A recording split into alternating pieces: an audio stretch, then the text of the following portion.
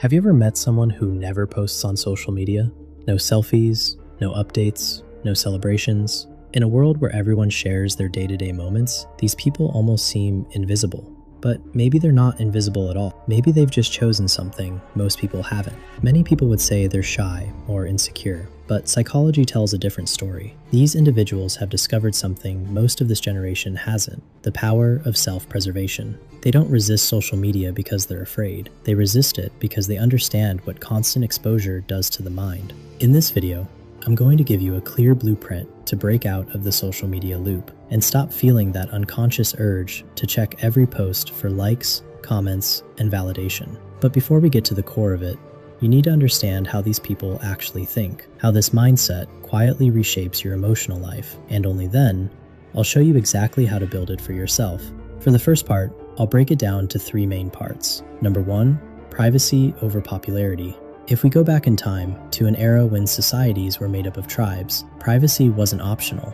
It was intelligence. You didn't broadcast your thoughts to everyone. You shared them with people who had earned trust. Today, we flip that logic. We live in a culture where attention is rewarded, and privacy is treated like something you're hiding, not protecting. But here's the uncomfortable truth. The more you share publicly, the less control you actually have. Privacy isn't antisocial.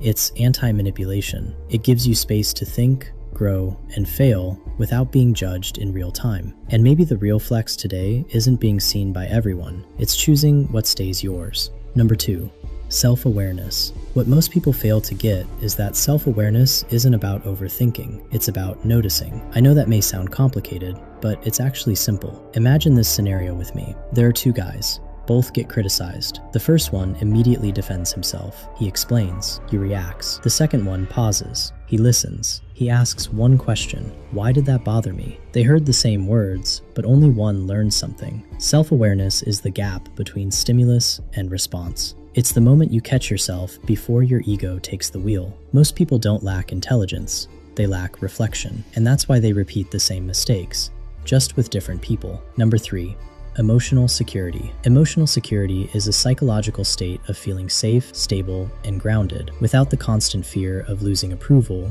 or needing validation to feel okay. And no, it doesn't mean you never get triggered. It doesn't mean a conflict-free life, and it definitely doesn't mean you're calm all the time. That's the misunderstanding. True emotional security is the ability to regulate your emotions, navigate tension without panicking, and stay internally steady even when life isn't. Here's a simple example. Two people face rejection. One spirals, overthinks, seeks reassurance, rewrites their worth in their head. The other feels the sting, but doesn't collapse. They reflect, adjust, and move forward. Same situation, different level of emotional security. It's not about avoiding discomfort, it's about not being controlled by it. Now we've come to the second and most important part. I'm going to give you three golden tactics to stop social media rumination. So listen closely to what I'm about to say, because this may change how you use your mind online. First, practice mindful scrolling. Before you open an app, pause for 2 seconds and ask yourself, why am I here? Are you actually curious? Or are you avoiding stress, boredom, or silence? That single question shifts you from autopilot to awareness, and awareness is how rumination loses its grip. Second, curate your feed aggressively. Your mind absorbs what you repeatedly expose it to. If certain accounts trigger comparison, insecurity, or quiet resentment, mute them. Unfollow without guilt. Replace noise with content that teaches, challenges, or genuinely lifts you up. Your feed isn't reality, it's a diet. Choose it carefully.